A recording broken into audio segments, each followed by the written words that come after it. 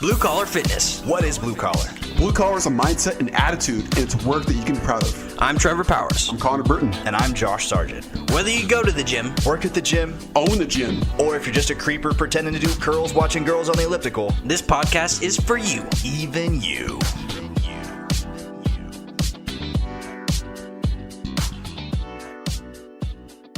Hello, and welcome to another episode of Blue Collar Fitness. Today, we have an awesome guest on today, one of my mentors and a really awesome strength coach, Michael Johnson. He's head of Olympic strength and conditioning sports at Oregon State University. I believe he's been there for quite some time now. Since 2012. Oh, since 2012. Okay. So he'll have a lot of awesome information for us. We'll be asking all the questions. So just sit back, relax, and enjoy this episode. Let's go. What's up, Mike? What's up, man? How's it going, man? How's it going? Okay. All right, hang it up. All right. Welcome to the studio, man. Can you guys hear me? Yes, sir. Loud and clear. All right, good. Perfect. So Trevor is joining us remotely as well from Texas.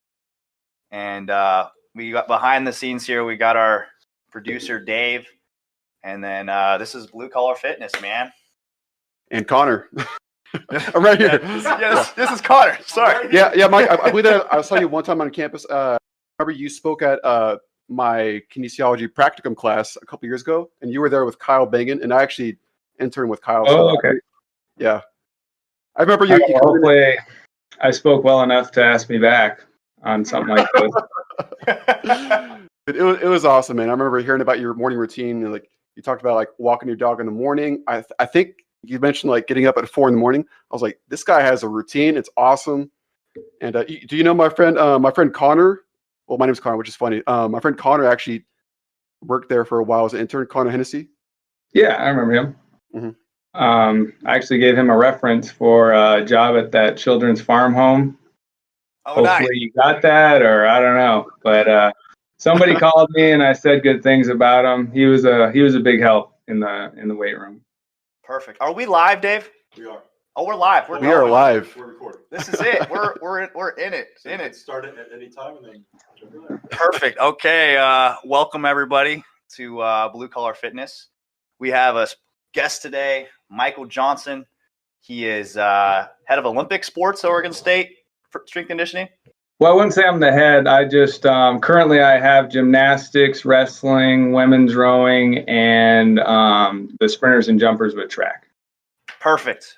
So I thought the first thing maybe we could go over with the listeners is tell everybody kind of, what is the road to becoming a D1 strength and conditioning coach. I think a lot of people are interested in that. A lot of high school kids, and a lot of just it's an interesting career, and I think it's a career that a lot of people want to do, but it's not necessarily as easy as as it or as rosy as it might be perceived. No, you're definitely right.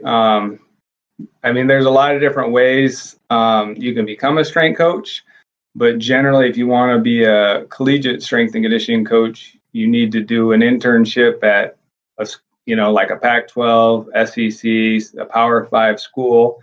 And then from there, you're going to need to do a graduate assistant position somewhere, ideally at a Power 5 school.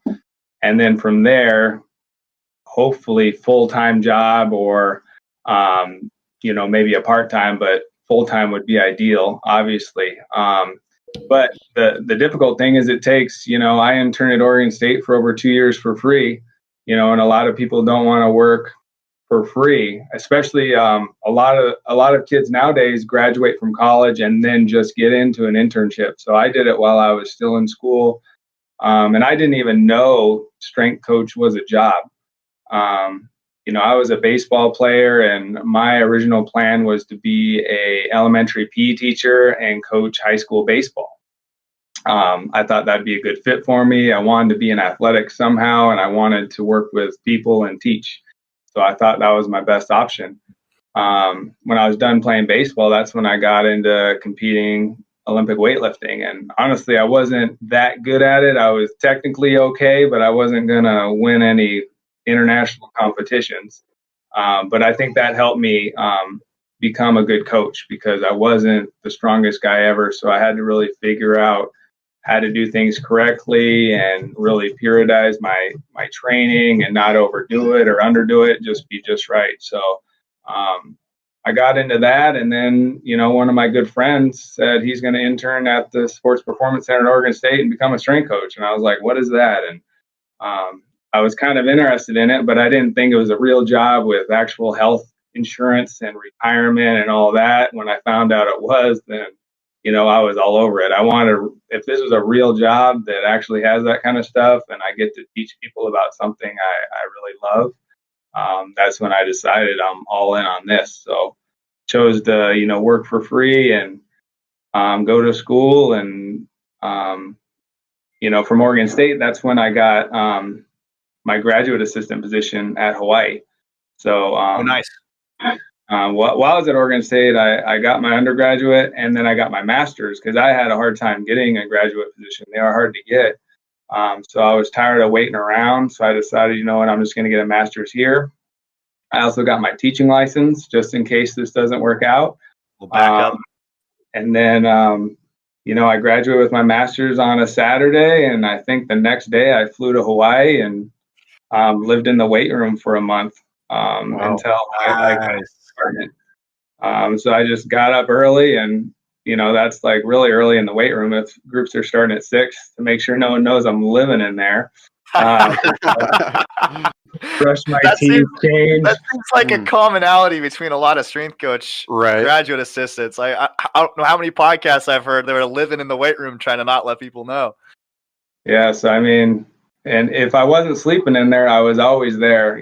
Looking back now, I wish I would have enjoyed my weekends a little bit more living in Hawaii, because I would spend pretty much all day lifting in there and doing work stuff or whatever. But I still had a wonderful experience there, and it's definitely my second home out there. But I was only there for a little bit over a year, and my goal was to try to make that GA position a full-time job. I figured my best bet to get a full-time job is right where I was at, and I wanted to work hard and, prove my worth to be there. And I feel like that was going to start to happen, because I already had a master's degree, and they only had a head guy, a full-time assistant, and then 3 GAs. So they definitely needed more coaches there, someone that could, be there long term. But anyway, a job opened up at Oregon State, and they contacted me if I'd be interested in coming back, and I told them I would. So I applied and came back, and feel like I'm a Beaver all the way. Graduated from there twice, and this is my 8th year there now. Congrats, man. Nice. Thank you.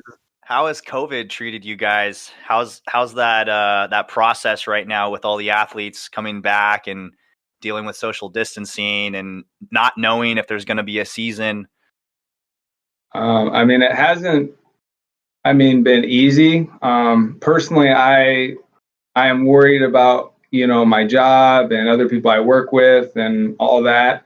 But I've really enjoyed my time at home. I got a 14-month-old daughter.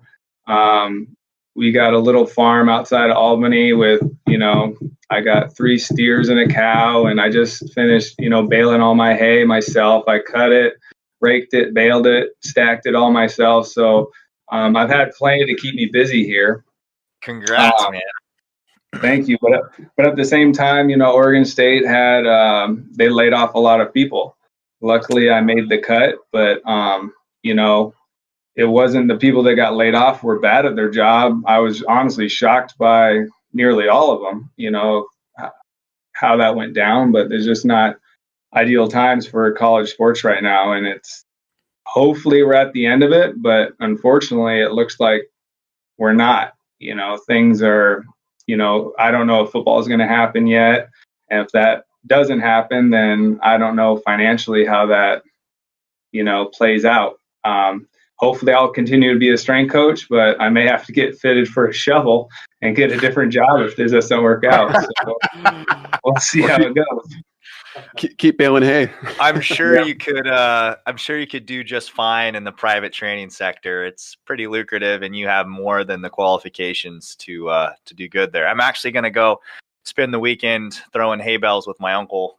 He somehow roped me into it. I've been doing that with him since I was like 15. So he's like, "Hey, I need some help this weekend." No, I love it. I love doing all that kind of stuff, and beer tastes so good when you're done after all that kind of stuff. Yeah, it's like a tradition. Exactly. It goes with it. So do you have any advice for strength coaches, gym owners, trainers with any of maybe some of the policies that Oregon State has implemented with the new maybe new guidelines or anything that you guys have learned to keep athletes safe through COVID-19? I mean, I had my doubts because we were at home for 4 months before any athletes came back, and we just started working out. Me personally, last week with athletes, and football maybe 2 or 3 weeks before this. And I wasn't sure how it was going to go. And, we went over it. We had lots of meetings over on the Zoom calls. And, but actually I feel safer with these kids sweating all over the place, working hard than I do going to the grocery store with how we set it up. So the student athletes, they have a different protocol that they have to go through every day before they can even be entered in a facility, and staff is the same way. We have to check in, answer some questions, temperature check. You have to wear a mask everywhere, and we get a bracelet that's a different color every day, and you have to get that before you can go to any facility. Before athletes can come into our weight room, there's dots on the ground that they have to stand on, 6 or 10 feet apart, whatever they set it at. And they don't just come in at their leisure. So if the lift is at 3 p.m., they have to be on time or they're not working out. We go get them and bring them in. We spray all their hands with this cleaner. Everyone gets their own water bottle that we provide, and then they go directly to the rack and don't move. And luckily, we have 40 platforms in our facility. And I don't know if you guys knew they redid it. Yeah, you guys were in the Truax Center for a while there. Yeah, so we renovated, moved in for like 2 weeks, and then had to shut down. But anyway, we have 40 racks, and it's basically front and back style racks. So it's basically diagonal. You'll have, somebody, here, and then here, and then here. So it just goes like that. So there's no one you're breathing on in front of you and no one to your right or left. So you can't get that many people in there. And that makes it very difficult to get a football team through at 10 kids per hour. So for me, fortunately, I don't have a lot of kids here right now. I just had a group of, I think, 8, and that really wasn't too bad. But basically, after they come in, spray their hands, give them their water bottle, I have them go directly to their rack and leave their water bottle at the rack they're at. There's, you can either pin a sheet to the rack that they don't touch, and we also have 16 TVs in there that you can put the workout up and their weight sheets. So basically, they go to the rack and we go outside, they warm up. I have everyone warm up across the football field. So every line that has a number on it. So somebody's on the 10, the 20, the 30. So there's enough space. So you're not in somebody's jet stream behind you or anything like that when you're running. Then after the warm up, they just come in, do their lift. Nobody shares equipment.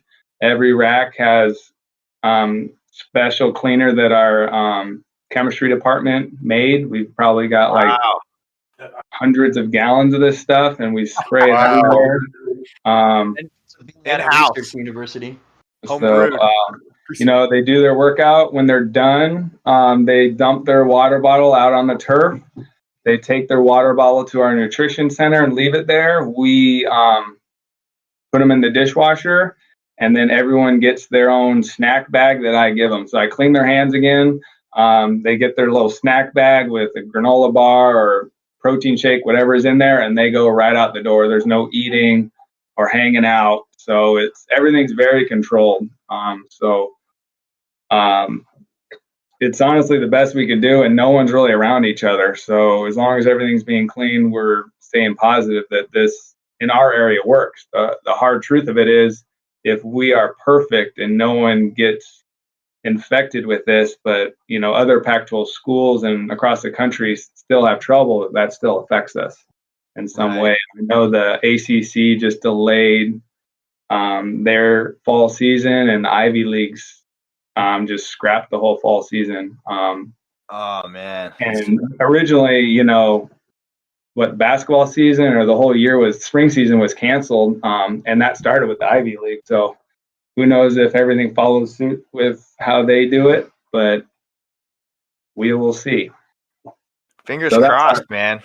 But yeah, that's our guidelines. And, I was just as skeptical as anyone, having someone come in the weight room, because they're notorious for being just a petri dish of disaster. But it's actually very clean. And we also shut down in the middle of the day for a professional cleaning crew to come in and sanitize everything with some fancy spray all over the place, the floor, equipment, everything. And then they do it again when we shut down at the end of the day. So everything is pretty clean in there.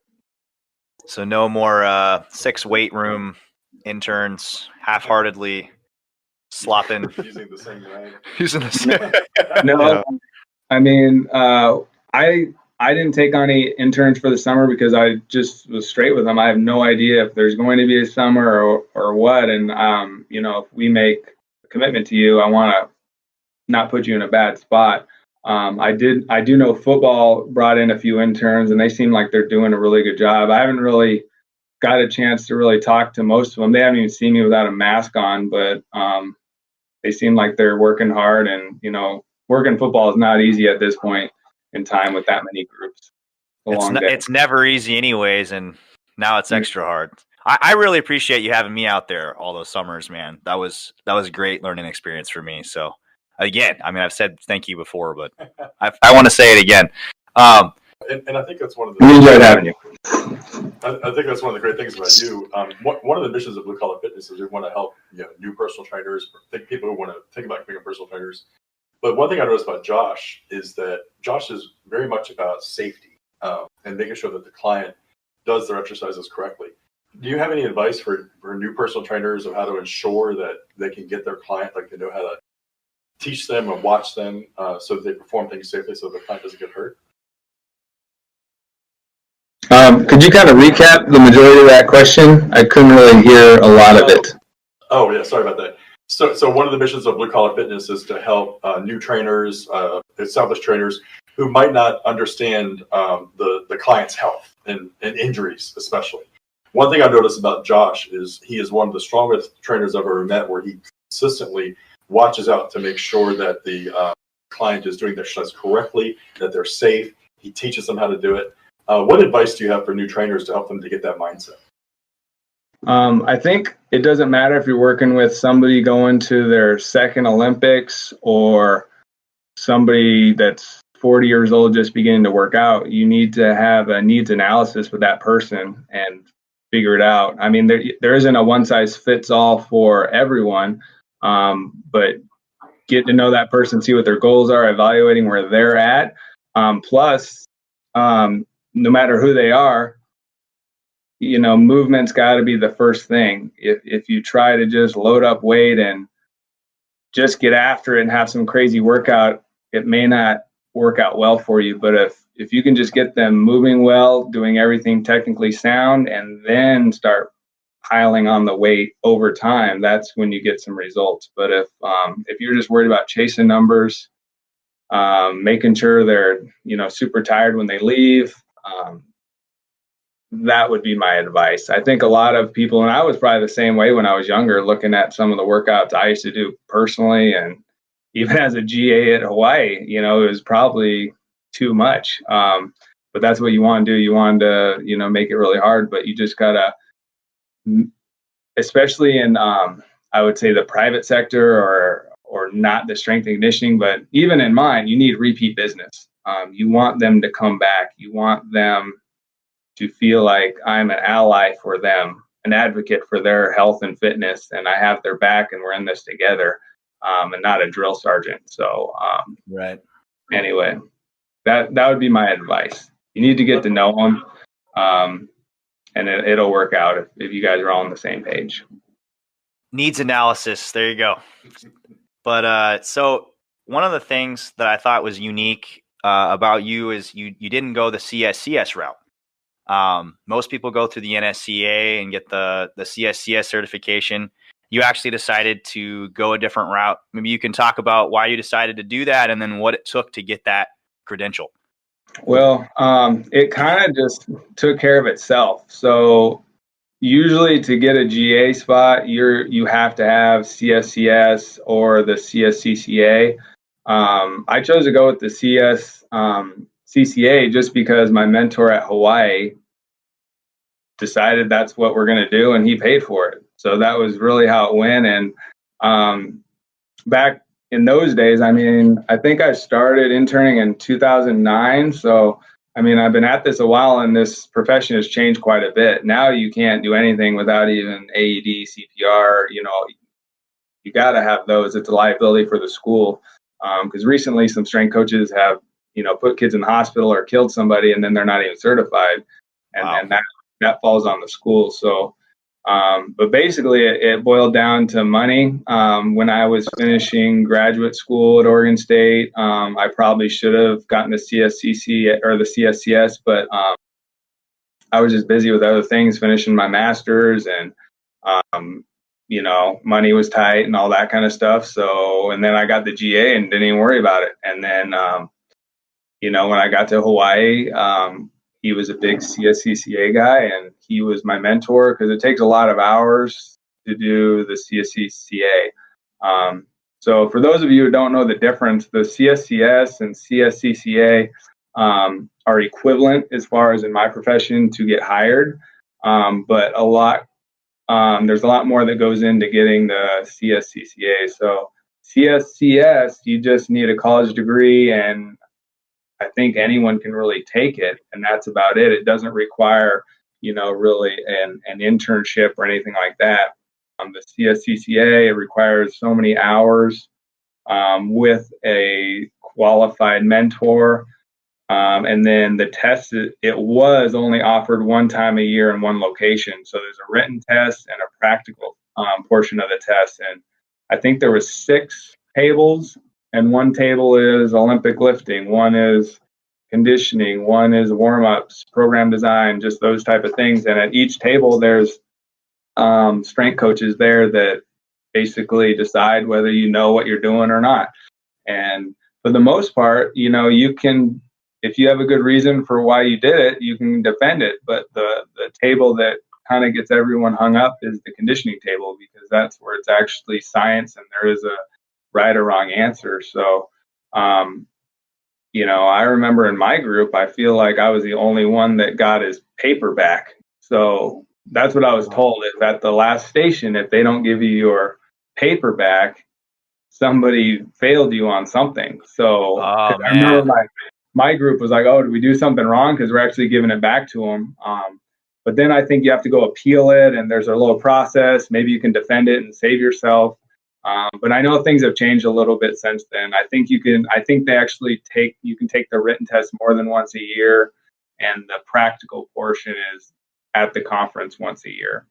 But yeah, back in those days, if you failed it, you got to wait another year. And I really didn't want that to happen. I studied for that.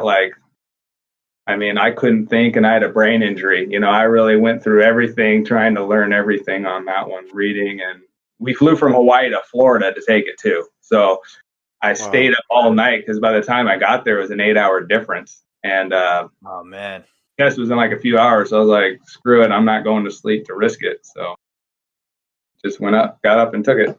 You said you had a TBI as well at the same time? What was that? You said you had a brain injury as well? Or? No, I was just joking. I didn't have a brain injury. I was just saying I studied like I had a brain injury, because take anything for granted or anything like that. So anyway, I'm glad you brought that up and people weren't. Yeah, I mean, or make sure there, man, you didn't. I remember we would have to go do those concussion tests at Oregon State, and I always failed. I think I just was bad at the test, but after you get hit in the head. But so you mentioned programming and conditioning. Maybe you could give our listeners some insight into how you progress an athlete from freshman to senior year and what your goals are for them. You can choose one sport or talk about multiple sports, up to you. All right. I get these questions a lot, and there's so much I don't know where to begin, but the simple short answer is basically just teach them how to lift correctly and safely, and then pile on the weights as you go. But my first priority is conditioning in the beginning. So the reason is you can fix or improve someone's conditioning or work capacity fairly quickly. And a lot of times you don't have much time before they start their preseason or whatever it was with the coaches. So you can get their conditioning up pretty quickly, but strength takes a long time to get. So I prioritize the conditioning first. And then in the weight room, it's just technique all the time. And as they are able, start progressing them. But it's just a simple linear progression on all this. So nothing really crazy, but strength is once you have it, you have it. If you never had it, it's going to be difficult to get it. But conditioning, if you had it at one time, you'll get it back really quick. Or if you never had it, you can still get it pretty quick. It just takes showing up every day. That's about how it goes. So if there's any specific questions, I can answer on that. But every time I really don't know where to begin. There's just so much going on with everything. Yeah. So for conditioning, so you can improve their cardiovascular system fairly quickly. 2 to 3 weeks, you start to see some really quick changes. And a lot of times when you get a new athlete, you might not have a long time with them. And a lot of, maybe they were lazy that summer. They're not coming in good shape. And you need to get them in their heart and lungs in shape to be able to deal with practices and possibly preseason games coming up quickly. So correct me if I'm wrong, seems like that's what you were saying there for conditioning. What's some of the techniques, the methods, the tools specifically that you like to use? You can get as specific as, med ball throws or tempo runs, whatever. Well, I guess for most athletes, I really do like the med ball tempo runs. And that's basically where you do med ball exercise, throw it against the wall. I usually do about 20 reps or 10 each side of everything, and then just run across the football field and back. So basically a half gasser paired up with a med ball exercise. And I really like that because there's almost no way to hide from it. Some kids are really good at running. They're efficient. And if you're an efficient runner, a lot of times you're not really improving your fitness on that. But the med ball, there's so many different ways to do it, and you're not getting a chance to really rest in between. So there's not much rest time. However, you need to be careful with that and not overdo it. There still has to be a work to rest ratio protocol that you need to keep.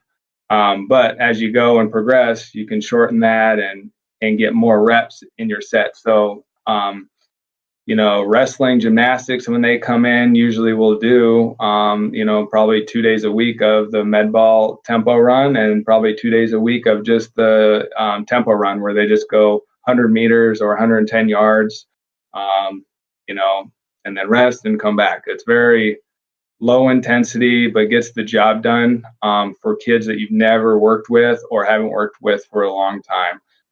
But the med ball tempo is a favorite of mine because it seems to get people into shape really quick. That being said, I don't like to do a lot of sprinting until that base has been built. And ideally, if I had more time, I might not do a ton of running until, we get a few weeks in, because sometimes people run to get into shape, especially people that don't really know what they're doing, and then they end up getting hurt right away. So really what you need to do is you need to get into shape to run, especially sprinting. You can't just start out people sprinting and it looks really intense. They're probably going to pop something. So as far as conditioning goes, it needs to be low intensity in the beginning. You also need to work on running form so you're not popping hamstrings. That makes people, because ultimately as a strength coach at the collegiate level and above, your ultimate goal is to keep your athletes healthy. Right. The teams that are the most successful, if you talk about winning and losing, they're the teams that keep their marquee players out there the whole time or not having significant losses with their team. So if I can do that, plus not hurt anyone, that's goal number one. Because to me, it just doesn't make any sense. If our goal in the weight room is to get better and I hurt someone trying to get better, that's very hard to defend myself of what exactly I was doing. So, but that's basically specifically what I do with conditioning. The tempo runs, med ball tempo runs, very low intensity, just, build the volume over the weeks. And then when you think they're ready for more, that's when you transition to something a little more intense. But that really builds the base. So how did you develop your own strength and conditioning philosophy? What strength coaches or books or influences did you have that kind of built how you coach today? I don't know if there's any books. I think it was mostly my mentors. When I started at Oregon State, I just kind of assumed that's how a lot of strength coaches are, the background. So Jeff Macy is my current boss, and he's the one that hired everyone that I interned with. So Jeff was he was a 2-time national weightlifting champion. He held he was an American record holder in the snatch, clean, jerk, and total. I think he was supposed to be at the 92 Olympics, but the trials didn't go well. Oh, man. This guy was on McDonald's posters and cups. Like, he was the real deal. And anyway, he spent 10 years in the NBA, and his interns were the people he hired at Oregon State that were my mentors. So Jeff wasn't there when I was an intern, but his proteges were, as you would say. But then Jeff came back after he was with Milwaukee Bucks for 5 years. So I felt like I already had a good relationship with Jeff. We had similar or exact philosophies as far as strength and conditioning goes before I even met him.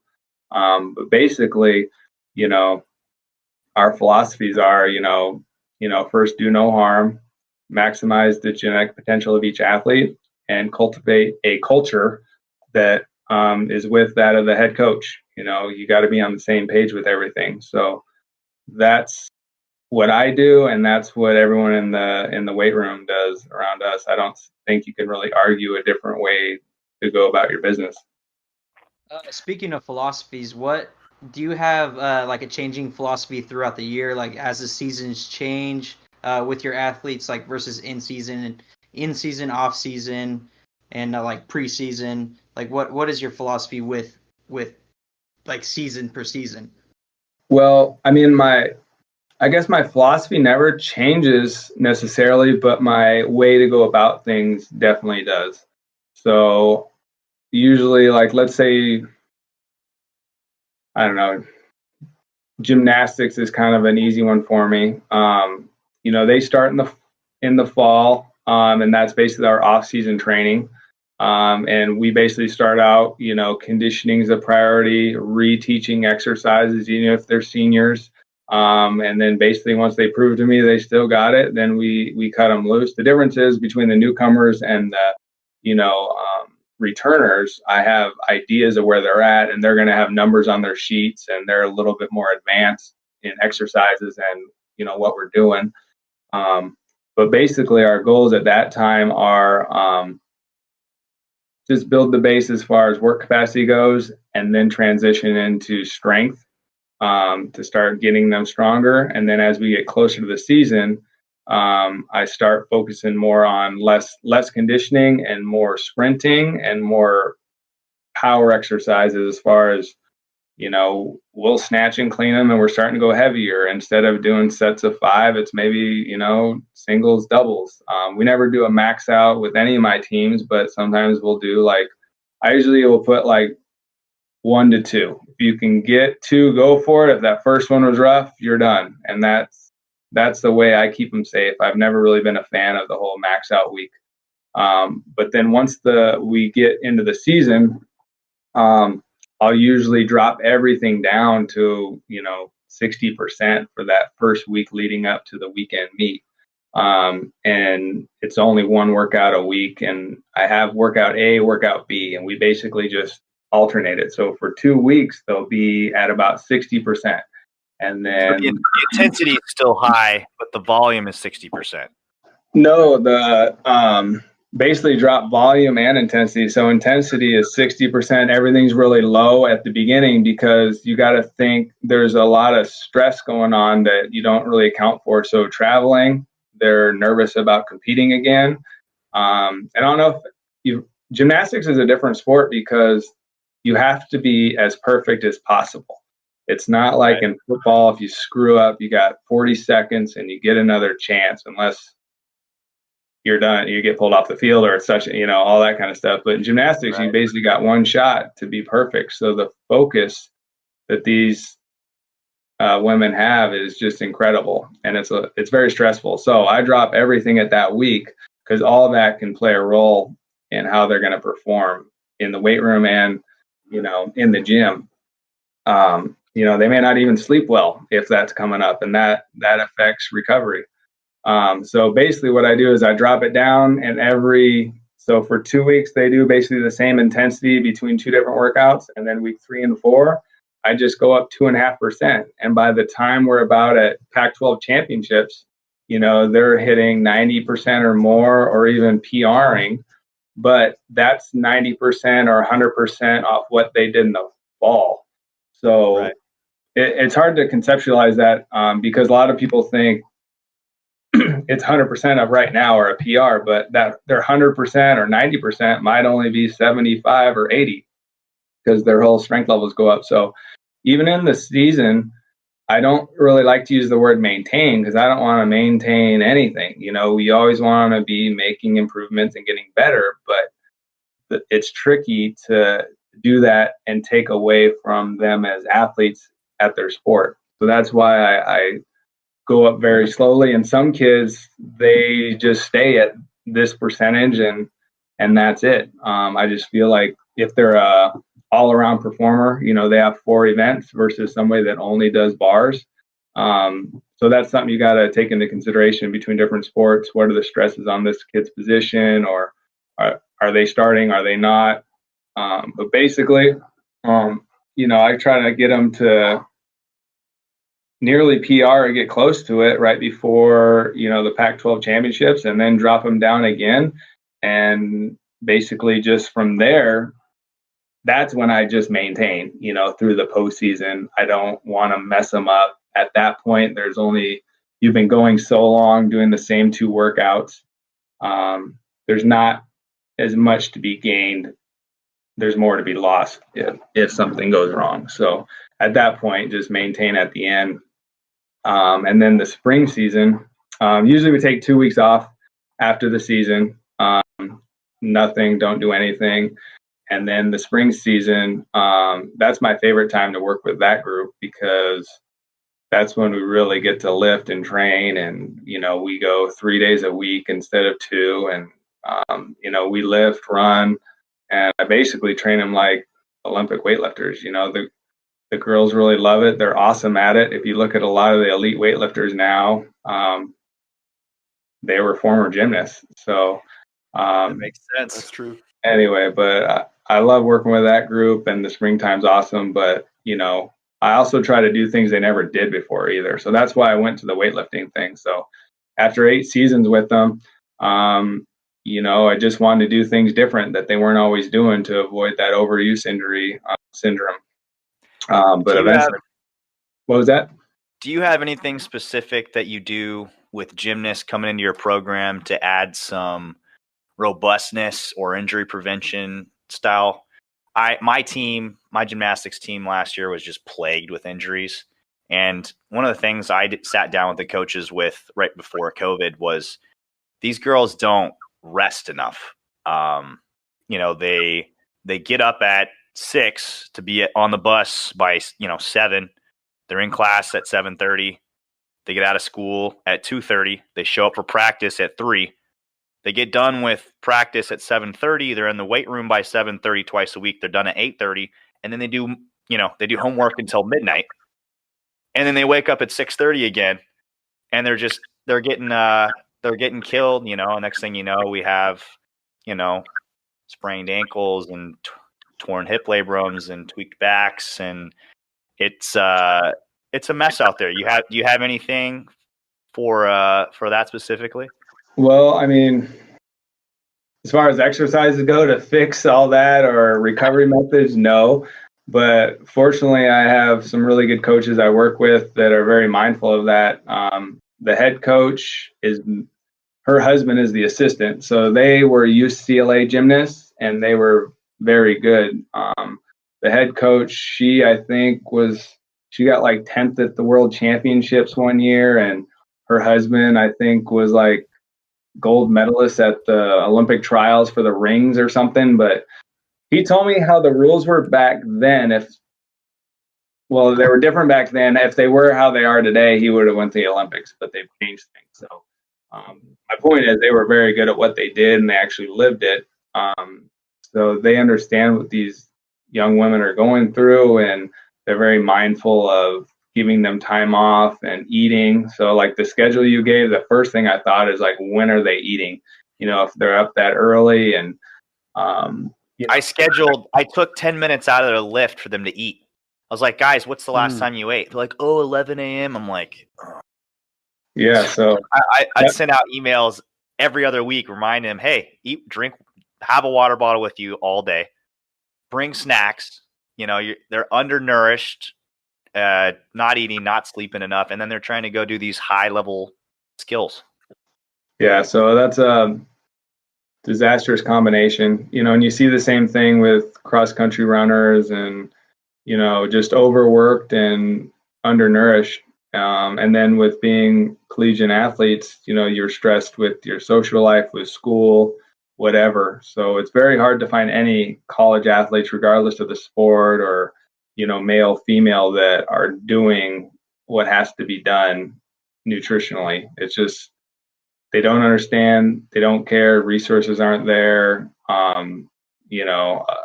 Working with football years back, everyone would make this huge change in the 8 weeks prior to pro day, whether they stayed here or went somewhere, fancy to train. And basically all they said was, man, sleeping and eating right were just, like fishing with dynamite. And we're like, we told you that, the day you walked in here, and it just takes some time.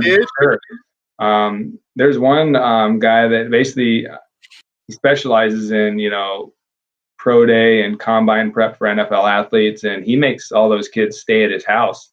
Yeah, so he can control when they sleep, exactly what they eat, everything.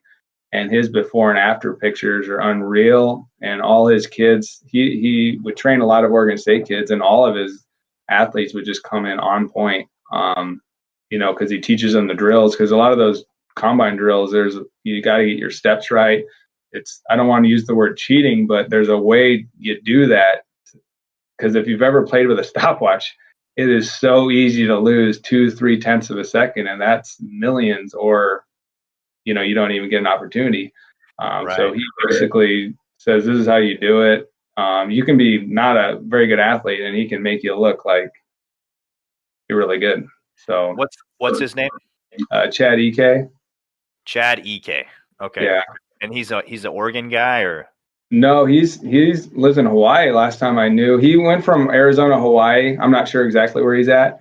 But you could check him out. He'd probably be a good podcast person. He was a lifter with Jeff Macy. I could be wrong on this, but he was like the only guy or not the only guy, but he did something with bench press and snatch. Like, and most people that snatch a lot probably can't bench, it's just, right. those, but this guy was good at both at the same time. So I would check him out. If you need help finding him, I'm sure I can track him down for you. Yeah, sounds maybe pretty put in a unconventional. word for us or something. I'd love to get Jeff on the podcast. He seems like a guy of few words sometimes, but maybe we get him on sometime. I doubt he's going to do a podcast just for that reason. He's a man of few words. We'll have to start pulling teeth. Yeah. Exactly. Do you have maybe some books that you would recommend for people in strength and conditioning or the personal training sector? Maybe books that have influenced you or just ones that you thought were awesome. You could even get outside of strength and conditioning and just books that, even like psychology. Well, that's what I was thinking. I got some books back here. All right. Look at that bookshelf. Let's go. So I actually, because I had 2 hip surgeries, I had the same thing as Josh. Just like me. And I couldn't go to the conference one year, so I took an online class, and I thought this was going to be a real pain in the neck, but I couldn't. I was laying on the floor for like 8 hours a day. So I took this online class that got the CUs I needed, and it was actually pretty cool. We basically just read some books and wrote about them. But this book right here, it's the Essential Wooden. Essential Wooden. John Wooden, the basketball coach at UCLA. Writing that down, Connor. Okay. Basically, it just talks about his philosophy of how he treats people and recruiting. And I think in a world that we live in today with how people recruit and what we prioritize, I think if you go with that and that's how you treat people and what you find important, will really blow your mind. But I read a lot of books. I had to build this huge bookshelf. After I built it, it was a miracle I got it in the house. But that book really stuck out, and a lot of it was stuff I really believed, but having a coach that has achieved so much kind of just reinforced that I was on the right track. But I would definitely read that book. It's called Wooden. Yeah, the Essential Wooden. Essential Wood. Okay, the Essential Wooden. Okay, a lifetime of lessons on leaders and leadership. Yep. Got it. That's the one. Any others? That's the one. I mean, I've read a lot of training books, but to be honest with you, that's something a lot of us you'll learn over time. And as far as like interns go, I can teach almost anyone how to lift or how technique should be. But what separates good coaches from the bad are basically how can they relate to people. It's about, building relationships with them, having comeback business. That's very powerful stuff because eventually, with everything being virtual one day, there's a lot of workout apps where it's just, here you go, that eliminates, people like us training people. But I know people that have worked with me aren't going to really want to do that. It's just not going to be the same. And a lot of the athletes I train, I'm not doing this to make friends or, to be their buddy while I'm training them. But over time, you have that respect, it's family. You get really close with them and you get to know them very well. And recently I had a former gymnast ask if I could officiate her wedding. And I was like, she asked if I was an ordained minister, and I said, that's one certification I do not have. But I was like, you must be joking. And she said, no. And I was like, you don't have a pastor or a youth group enthusiast or somebody that can do this? And she said, well, we want somebody that knows the both of us because her fiance was a football player here, and I trained him since he was in high school. He did my camp.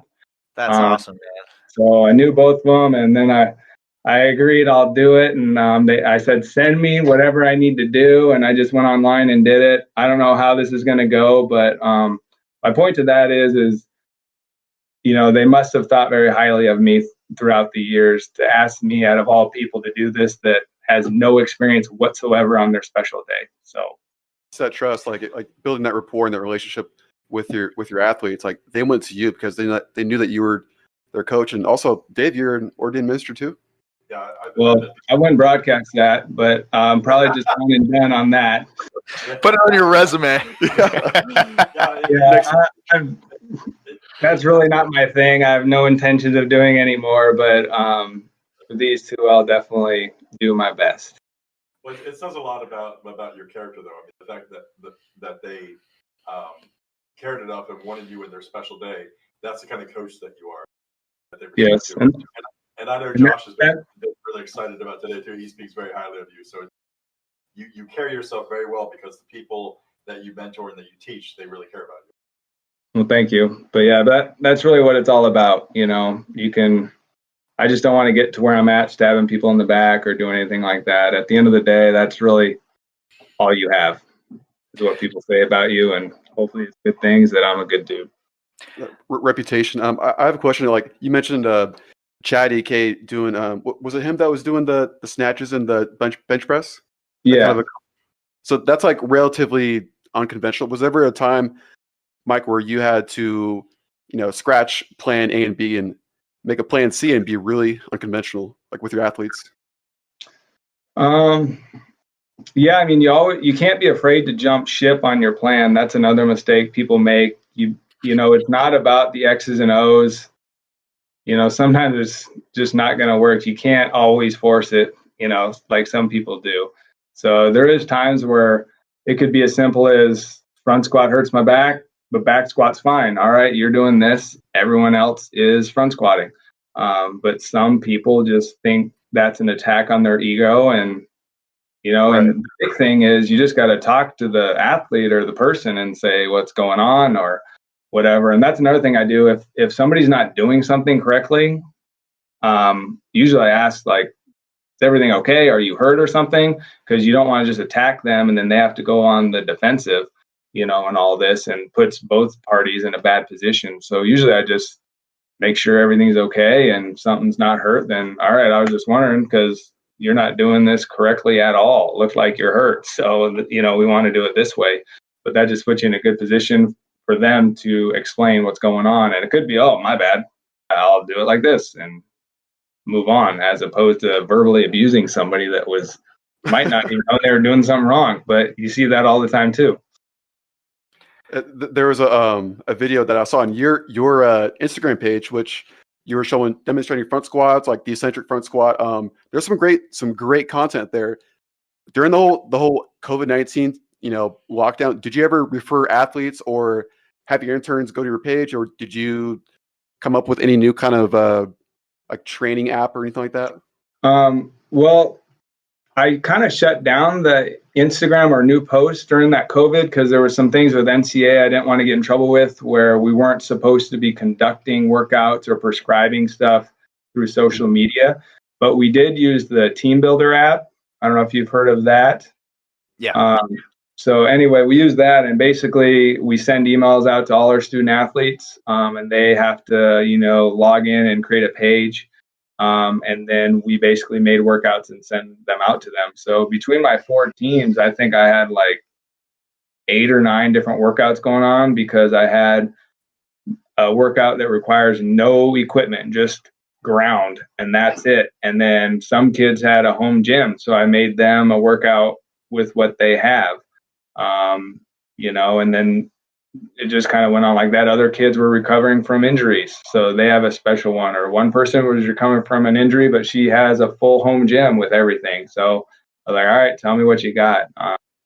One kid lives out in Alaska, and her dad built her a sweet weight room out of wood, and they got bars and weights. And so I was like, send me pictures, and and she has her own workout with what she's got. So that's basically what we did on that. But as far as the Instagram thing, I actually did at one point, I would just send them specific things so they knew exactly,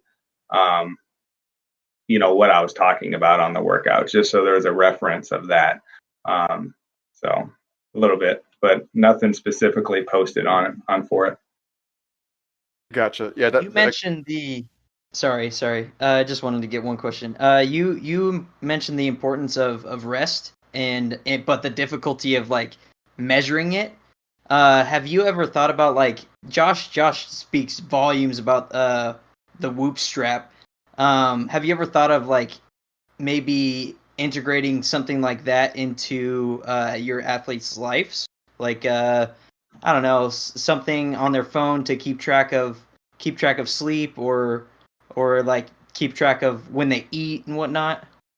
Yeah, we've tried various methods as far as just like daily surveys, and I think at one time they did an app. I think football does right now. They have like iPads in the morning, and they just kind of self-survey. So who knows? They could have partied hard all night, but said they got 9 solid hours.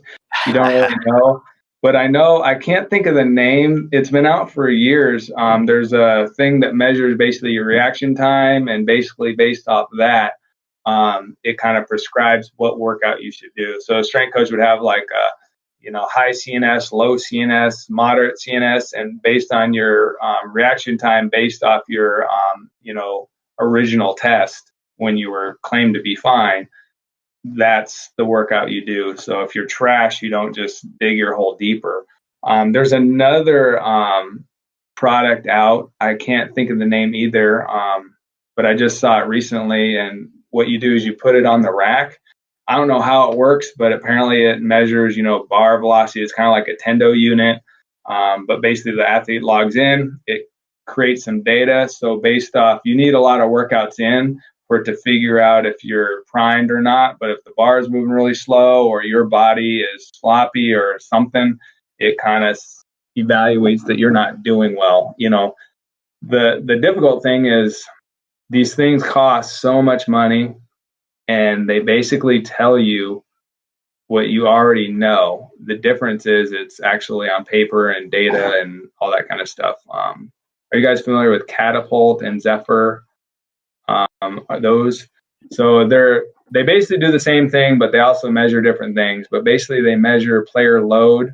It's kind of an arbitrary number on how fast they run, how far they run, like football players getting hit, all that matters in their player load. So at the end of practice, you have a high player load.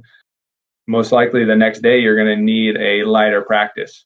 And obviously, like if you run a lot, you get hit a lot, the practice was 3 hours long, that's difficult on your body as opposed to, a short, intense 1 hour workout in and out. And that's kind of stuff we always knew for years, but the benefit is, coaches, their mindset isn't like strength coaches. So if you can show them like, hey, this is what happened, in black and white, that can kind of change their mentality of how they have their practice plans. So it's not a 3 hour, 4 day a week, and then why are they tired? Right. So you're able to get some hard data, at least with the app, and be able to show them, hey, their CNS is destroyed right now. You're killing them. They're not able to perform in the weight room or in practice right now. Yeah. So, I mean, it's very expensive. These programs are like $30,000 a year, to use the equipment. And I want to say they provide like unlimited support. And there's some other ones that we've tried also, a force plate. I don't know if you guys have used that at all, but it's pretty cool stuff. I'm just not sure it's like pinpoint accuracy on how it is, because some of the data we've gotten with the force plate isn't really congruent with the athlete as we know them and how they perform. So some people, it says this person is just off the charts awesome, and then we're kind of like, or this person does everything right and they are broken all the time, because the force plate basically measures 3 things, basically their load and drive and I forget one other thing, but basically it'll show what they're weak at, and that's how you want to train them. If eccentrically they're bad, you might want to do some eccentric or, all that kind of stuff, or front squats. There's different exercises that the company has suggested that if they're weak at this, do this. And I think that's where this profession needs to go eventually once it gets figured out. Otherwise, just training your strengths isn't the way to go. You want to be well-rounded and really work on what you're bad at. That's how you get better. But until then, you got to kind of have a well-rounded approach if you don't have that kind of stuff. And that's kind of always set me straight. Some of the strongest people in the world have gotten very strong and, performed very well in athletics, just having a squat rack floor and barbell and bumpers. So both ways work. There's, multiple ways to go about all this, and nobody's wrong. Right. You show me 100 strength coaches, we'll see 100 different philosophies. Yeah. So, dude, I really appreciate you coming on the podcast. If people want to reach out to you, how should they do that? I guess you can use the Instagram, the Mike Johnson Strength. Would probably be good. I check it periodically, so it should be good. It's got some great content on there. Do you guys have anything else you want to add before we head out? I just appreciate you coming on and giving the awesome content, information, and I feel like this has really helped me as a coach, personal trainer, and I'm gonna take it forward with me and help out my clients. All right. Well, let me know if you guys need anything. Yeah, thank you, Mike. Well, Thanks, Mike, Mike. thank you, man. You're welcome. Take care. Great night. Well, that was really great, Josh. Great episode. Thank you very much for getting him on. Absolutely. Oh, yeah. So that was a great episode. That was a good, really large figure in my early development as a coach, and I'm really glad that we got Mike on. I was just a college kid doing physique shows who thought I knew everything because I had a six-pack, and I walked in the weight room acting like a asshole, and Mike told me, "Hey, man, maybe you should not act that way, and people will respect you more." And so I put a T-shirt on and stopped flexing my biceps so much, and tried to put my head down and get strong and clean some racks and learn about sports performance instead of just physique training. So Mike has been a reference for me for pretty much every job in this field I've ever used, for graduate school and all that stuff. So you guys have anything you want to add? Was your first experience with him through the camp that we both attended? So I met him at doubles right before you joined the team. Before you joined the cheer team, he came in and gave us a seminar, and I was asking him about nonlinear periodization and all these, I was this super nerdy exercise science kid. Really technical terms. And he just goes, "Dude, I don't know." That's the sign of a great coach. He's honest, and he just tells you straight up. He's like you're saying, he was up front with you. Yeah. What's that? He's an awesome dude. He's just an awesome dude. I think what's neat, their overall theme of some of the things that we've been doing with our guest speakers is that there are mentors, and mentors are incredibly powerful to a young person. And the fact that all three of you and even myself have had mentors, I definitely encourage our listeners to, if you know somebody that you respect, don't be afraid to go up and approach them and say, "Look, I need some help and some guidance. Do you think you can give it to me?" No matter if it's personal, professional, relationship, whatever. Mentors, you have them for life. I think Josh and Mike are going to be connected for the rest of their lives because of how much Josh respects them. And I know I've had a mentor that I had 30 years ago, and we're still friends to this day. So I highly encourage that. Just like Mike said, you can read all the books you want.